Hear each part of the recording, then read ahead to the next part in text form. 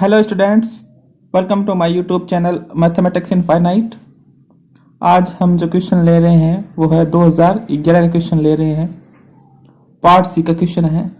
Question आप देख सकते हैं कि लेट डी क्या है, कोई डोमेन है जिसमें हमें क्या गिवन है कि एक ओपन यूनिट डिस्क आपको गिवन है।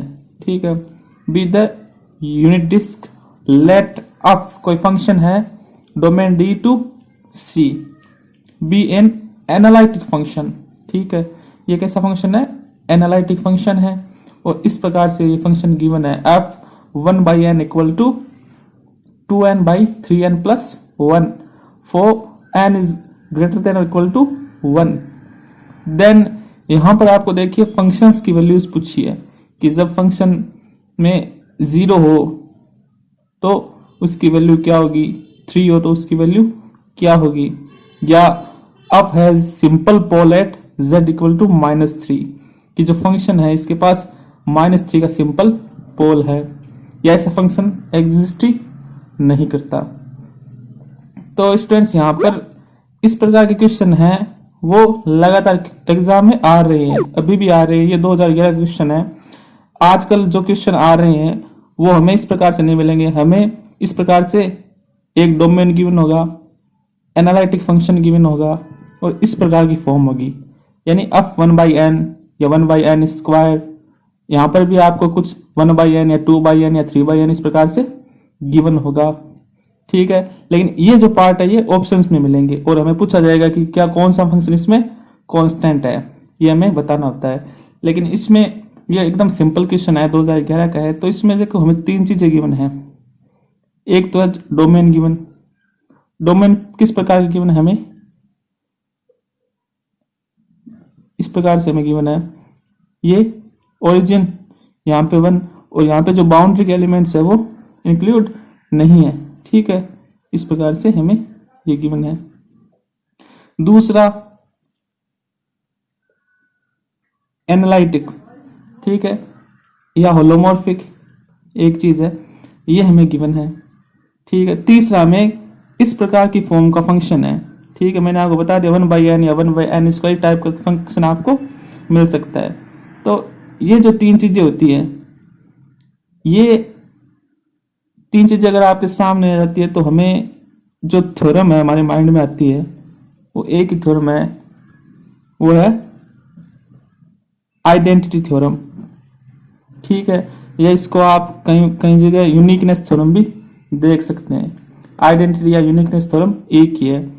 इसकी मतलब इसकी जो मेन स्टेटमेंट है वो इस प्रकार से आप स्क्रीन पर देख पा रहे हैं कि suppose that f is analytic in A domain D. ठीक है, तो यहाँ डोमेन डी है और एनालिटिक भी है।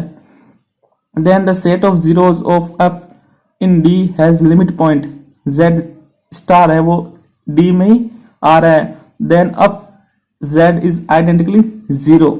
ठीक है, ये तो इसका जो मेन स्टेटमेंट है ये है, और इसकी कई और भी फॉर्म्स है। लेकिन हमें क्या करना है इस प्रकार के क्वेश्चन में, हमारे लिए जो मेन चीज है वो ये है कि हमें जो तीनों चीजें हैं वो सेटिस्फाई करवानी है।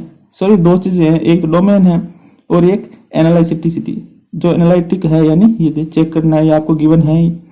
अब जो तीसरी चीज है एक और, ये जो आपको फंक्शन गिवन है इसके अंदर जो भी आपको जिसकी भी वैल्यू निकालनी होती है, यानी 1/n हो या जो भी हो, इसका जो लिमिट पॉइंट फाइंड करना है आपको। अब जैसे यहाँ पे 1/n है तो इसका लिमिट पॉइंट क्या होगा, ये कहाँ टेंड करेगा, जब n इन्फिनिटी की ओर टेंड करेगा तो ये 0 की ओर टेंड करेगा। और ये जो लिमिट पॉइंट आ रहा है वो इस डोमेन में लाई करना चाहिए, इस डोमेन में आना चाहिए। तो क्या 0 इस डोमेन में आ रहा है तो जाहिर सी बात है 0 यहाँ होगा तो इस डोमेन में आएगा ही। तो ये चीज और सेटिस्फाई होनी चाहिए। ठीक है, इतना होने के बाद हमें क्या करना है, जो फंक्शन गिवन है इस प्रकार से उसमें 1/n है, वहां z पुट करना है। ठीक है, या हम कह सकते हैं n इक्वल टू क्या आ जाएगा 1/z। तो इससे हमारे पास ये जो फंक्शन है इसकी फॉर्म z में आ जाएगी। 1/n की जगह z पुट कर दिया और यहां आ गया 2/z, n की जगह 1/z पुट कर दिया, 3/z प्लस 1 और एफ जेड इक्वल टू क्या आ गया हमारे पास, ये आ गया 2/3 प्लस जेड। इसको जब सॉल्व करेंगे तो हमारे पास फाइनली ये फंक्शन आ जाएगा। ठीक है, तो हमारा इतना ही काम है इसमें। हमें जो ऑप्शंस पूछे हैं वो एक फंक्शंस के बारे में पूछे हैं, इनकी वैल्यूज के बारे में पूछे। तो ये जो फंक्शन हमारे पास आ गया, अब ऑप्शन में चलते हैं। ये कह रहा है एफ 0 पर 2/3 वैल्यू है, तो z की जगह 0 पुट करते हैं। तो f 0 equal to 2/3 plus z की जगह 0, तो 2/3। ऑप्शन ए राइट हो गया। ऑप्शन बी की तरफ चलते हैं। F has a simple pole at z equal to -3। तो ये जो फंक्शन है, तो इसमें देख सकते हैं ये एनालिटिक फंक्शन किस पॉइंट पर नहीं है, वही क्या हो जाएगी, इसकी सिंगुलरिटी हो जाएगी। और सिंगुलरिटी भी कैसी होगी, पोल। ठीक है, पोल टाइप सिंगुलरिटी हो जाएगी। तो यहाँ पर जब z की जगह -3 पुट करते हैं तो यहाँ पर जो नीचे वाला पार्ट है वो 0 हो जाएगा, जिससे ये अनडिफाइन हो जाएगा और एनालिटिक नहीं रहेगा। इसका मतलब यहाँ पर पोल कितना हो जाएगा, यहाँ सिंपल पोल होगा। क्यों? क्योंकि यहाँ पर पावर क्या है, 1 है। 1 पावर का पोल होता है वो सिंपल पोल कहलाता है। 8 z इक्वल टू -3, तो -3 पुट करने पर पोल हो रहा है। तो ऑप्शन बी भी करेक्ट हो जाएगा। ऑप्शन सी कह रहा है अप 3 इक्वल टू 1/3। चलिए ये भी देख लेते हैं। F equal to z equal to 3 put करने पर हमारे पास क्या आता है, तो यहाँ पर f3 इक्वल टू ये हमारे पास है 2/3 प्लस 3, तो 2 ये हो गया 6, 1/3। और जो ऑप्शन में गिवन है वो क्या है, 1/3। ऑप्शन सी भी करेक्ट हो गया। तो ए बी सी तीनों अगर करेक्ट है तो डी ऑटोमेटिक डिस्कार्ड हो गया। क्यों? क्योंकि नो सच फंक्शन एग्जिस्ट, जबकि हमारे पास ऐसा फंक्शन एग्जिस्ट कर रहा है। तो ऑप्शन ए बी और सी इस प्रकार से बिल्कुल करेक्ट हो जाएंगे।